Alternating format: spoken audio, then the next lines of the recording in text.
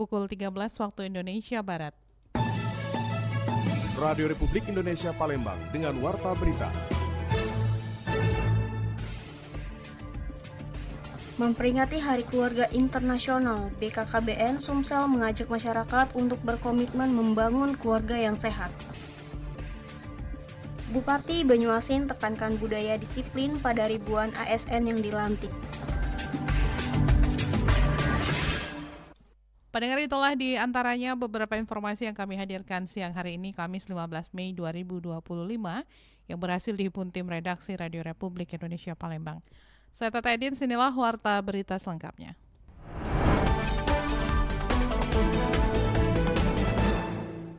Pendengar, memperingati Hari Keluarga Internasional, BKKBN Sumsel mengajak masyarakat untuk berkomitmen bersama dalam membangun keluarga yang sehat. Memperingati Hari Keluarga Internasional yang diperingati setiap 15 Mei setiap tahunnya, momen ini menegaskan kembali arti dan peran keluarga dalam kehidupan. Sekretaris Perwakilan Badan Kependudukan dan Keluarga Berencana Nasional atau BKKBN Provinsi Sumatera Selatan, Fahrina menyampaikan bahwa peringatan ini bukan sekedar seremonial, melainkan ajakan untuk memperkuat komitmen bersama dalam membangun keluarga yang sehat, cerdas, dan berkarakter. Menurut Fahrina, keluarga merupakan pondasi utama dalam menciptakan generasi yang tangguh di tengah tantangan zaman. Melalui program pembangunan keluarga, kependudukan, dan keluarga berencana atau Bangga Kencana, BKKBN berupaya memperkuat peran keluarga tidak hanya dari sisi jumlah penduduk, tetapi juga dari aspek ketahanan dan kesejahteraan keluarga. Kami sebagai perwakilan BKKBN Provinsi Sumatera Selatan harapan kami terhadap Hari Keluarga Internasional yang merupakan refleksi sekaligus motivasi untuk memperkuat komitmen kita dalam membangun keluarga yang berkualitas. Jadi Hari Keluarga ini juga diadopsi oleh program Bangga Kencana program kependudukan, pembangunan keluarga dan keluarga berencana. Jadi sehingga nanti ke depannya Indonesia, khususnya Sumatera Selatan, bisa menjalankan program kami ini dengan secara terus berkolaborasi dengan seluruh lapisan masyarakat, pemangku kepentingan, sehingga keluarga di Indonesia semakin tangguh, sejahtera, dan berdaya saing dalam menghadapi tantangan global. Ditambahkan Fahrina, Bangga Kencana menjadi strategi penting dalam menghadapi dinamika sosial yang terus berkembang. Program ini mendorong pembinaan keluarga agar lebih adaptif dan mampu menjadi agen perubahan sosial, khususnya dalam pembentukan generasi muda yang produktif dan berdaya saing. Fahrina menjelaskan bahwa BKKBN terus menjalin kolaborasi dengan berbagai pihak, baik di tingkat pusat maupun daerah, untuk mewujudkan keluarga Indonesia yang kuat. Hari Keluarga Internasional menjadi pengingat bahwa keberhasilan pembangunan nasional sangat bergantung pada kualitas dan peran aktif keluarga dalam masyarakat. Dari Palembang, Sumatera Selatan, Muhammad Irfan, Pro 1 RRI terus mengudara untuk Indonesia. Pendengar, satu jemaah haji dari Oku tertunda berangkat karena hamil. Total 3.000 lebih jemaah sudah diberangkatkan ke Tanah Suci.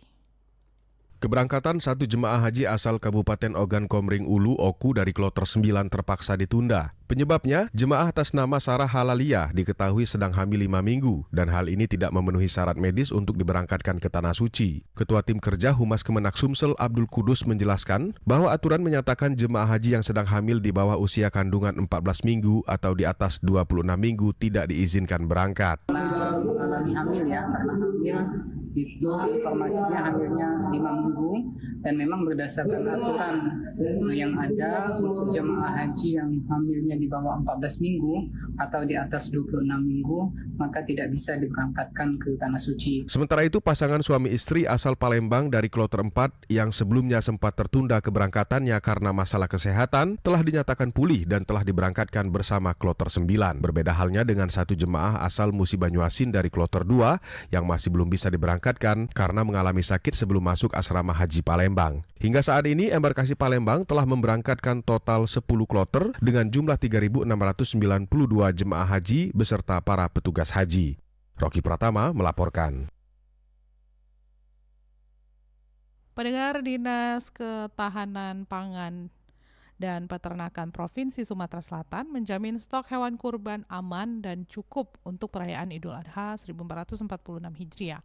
Kepala DKPP Sumsel Ruzwan Effendi mengatakan Pada tahun 2024, kebutuhan hewan kurban mencapai 45.000 ekor, dengan rincian sapi 15.490 ekor dan kambing 28.000 ekor.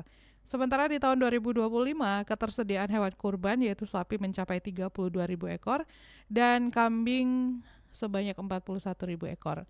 Untuk penyembelihan hewan kurban Idul Adha 2029, Ruzwan Effendi mengatakan pihaknya akan melakukan pemeriksaan kesehatan untuk hewan kurban ke peternak langsung menjelang Idul Adha untuk memastikan hewan kurban dalam kondisi sehat dan aman dikonsumsi masyarakat. Dan dalam waktu dekat pihaknya akan menerjunkan petugas untuk mengecek kesehatan hewan kurban ke peternak langsung untuk memastikan hewan ternak dalam kondisi sehat dan sesuai dengan kaidah kurban.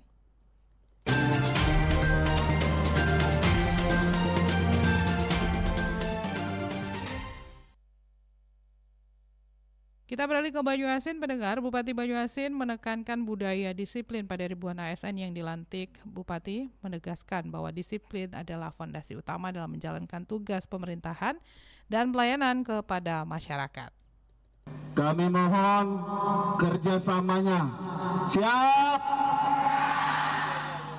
Bupati Banyuasin Askolani Jasi menekankan pentingnya budaya disiplin kepada 4.552 aparatur sipil negara yang baru saja dilantik dalam lingkungan pemerintah Kabupaten Banyuasin. Dalam sambutannya, Bupati menegaskan bahwa disiplin adalah pondasi utama dalam menjalankan tugas pemerintahan dan pelayanan kepada masyarakat. Pelantikan yang mencakup 453 CPNS dan lebih dari 4.000 tenaga pegawai pemerintahan dengan perjanjian kerja atau P3K yang disebut sebagai pelantikan P3K terbesar kedua di Provinsi Sumatera Selatan. Bupati juga menyampaikan apresiasi atas kesabaran dan dedikasi para pegawai yang telah mengabdi puluhan tahun tanpa kejelasan status. Daripada itu, Bupati juga menyampaikan rasa terima kasih kepada Presiden Republik Indonesia Prabowo Subianto yang telah mendorong percepatan pengangkatan P3K sesuai instruksi nasional untuk diselesaikan paling lambat Oktober 2025. Dalam arahannya, Bupati menekankan agar seluruh ASN tidak merasa lebih tinggi satu sama lain. Ia juga meminta ASN menjaga sikap, perilaku dan bahasa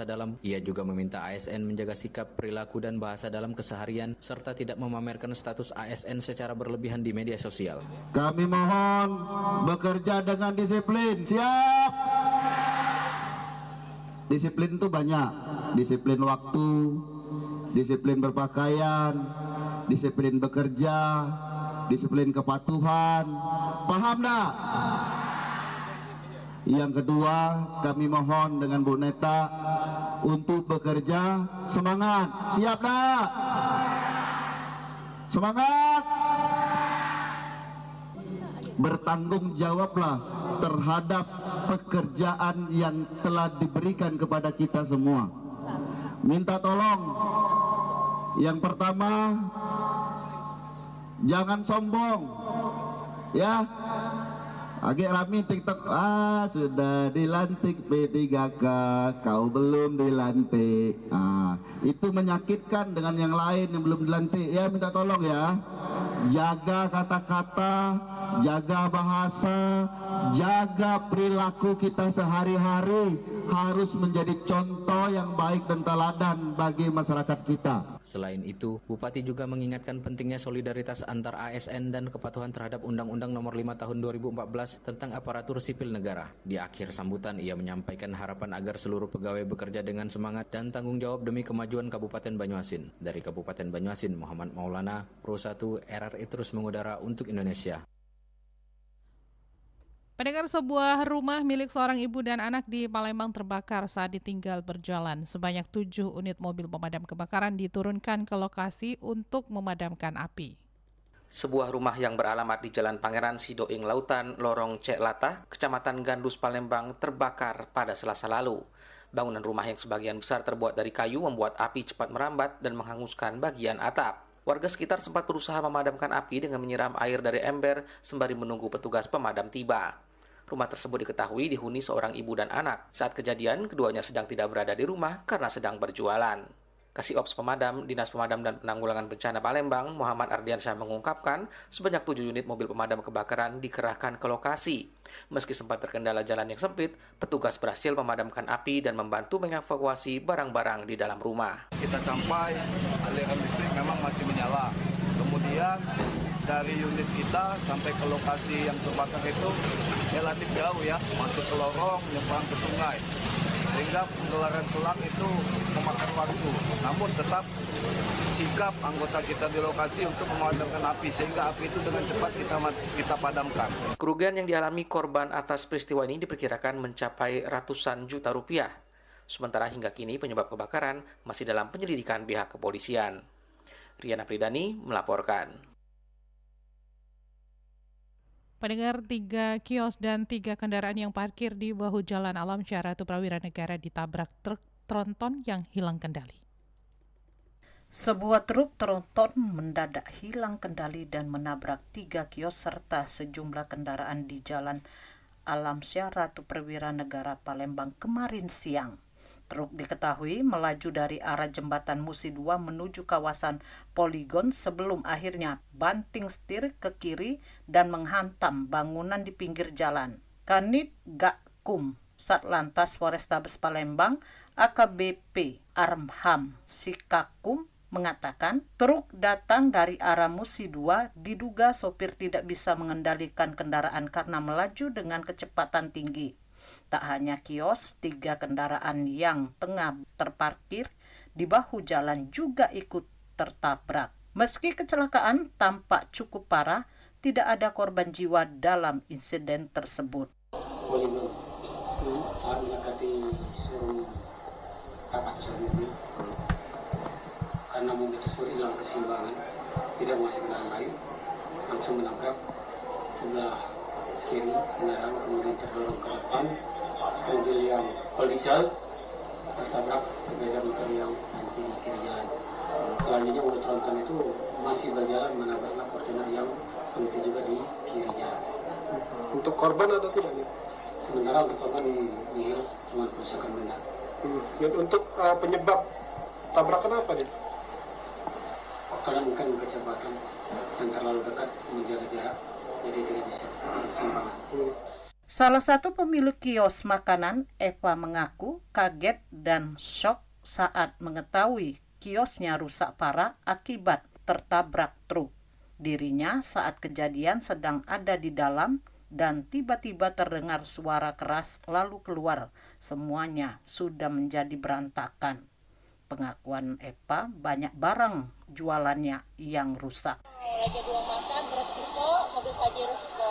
Korbannya ada 3, yang truk, yang mobil Pajero 2. Lukanya apa Bayu? Luka biasa kayak cuma ringan, ya. Tadi mobil yang kuning itu sempat masuk ke warung ini? Masuk. Ini habis tuh, karena dia nyerong kan. Ini sudah diangkut. Mungkin udah dilaka-lantas kan mobilnya. Untuk sopirnya kemana yuk sopirnya? Mungkin bawa ke sana juga mungkin. Habis ya? Di 3 ruko lah dimakan ya. Berapa kerugiannya kira-kira? Nggak tahu itu ayo. Kalau ayo ini sudah jelas nggak tahu. Jelas kerugian ayo ini barang-barang yang jualan aja mungkin sekitar 5 atau sekitar itu ya 5 jutaan lah paling kan. Belum berjaya perbaikan motornya. Saat ini sopir truk telah diamankan polisi untuk dimintai keterangan lebih lanjut, sementara kendaraan dievakuasi guna menghindari kemacetan di lokasi. Lamsihar Silitonga melaporkan.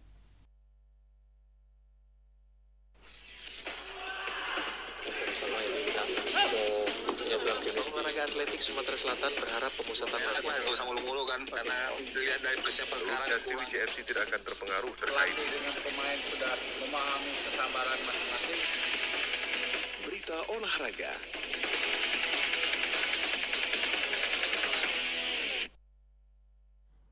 Pendengar, Pemprov Sumsel mendorong geliat otomotif lewat pembangunan sirkuit di Jakabaring. Pemerintah Provinsi Sumatera Selatan terus mendorong pemanfaatan kawasan Jakabaring Sport City secara optimal dengan mendukung pembangunan sirkuit balap motor dan juga lintasan grass track di area belakang Danau JSC. Lahan seluas sekitar 80 hektar yang selama ini belum dimanfaatkan secara maksimal akan disulap menjadi pusat aktivitas otomotif. Gubernur Sumsel Herman Deru menegaskan agar pembangunan segera direalisasikan dan juga dimanfaatkan untuk kejuaraan. Selain mendukung pembangunan sirkuit, Pemprov Sumsel juga siap memenuhi permintaan Ikatan Motor Indonesia untuk pelapisan ulang aspal di depan venue tenis JSC, yang selama ini dimanfaatkan sebagai lintasan drag race dan juga drag bike. Tapi kalau gas track ini saya tantang dulu ininya. Kita lanjutkan bangunan road race-nya. Kalau mereka sanggup 17 Agustus untuk Piala Agustus ini diadakan gas track di sini. Nah, itu Tapi harus dimulai dengan desain yang benar, pelaksanaan yang benar. Jadi anak-anak muda tidak kebut-kebutan di jalan lagi. Langkah ini diharapkan dapat menggairahkan dunia otomotif di Sumsel sekaligus menghidupkan kawasan JSC sebagai pusat kegiatan olahraga terpadu. Dari Jakabaring Sport City, Hari Rizky RRI Palembang terus mengudara untuk Indonesia.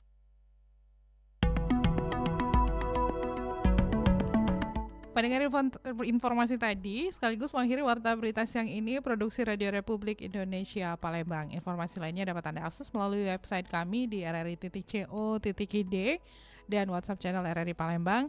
Juga ikutilah media sosial terverifikasi kami, Facebook, Instagram, TikTok, dan X @RRI Palembang. Kami juga membuka ruang aspirasi bagi Anda untuk menyampaikan sejumlah persoalan dan peristiwa yang berada di sekitar Anda melalui line WhatsApp di 082179279090 serta pesan chat melalui RRI Digital.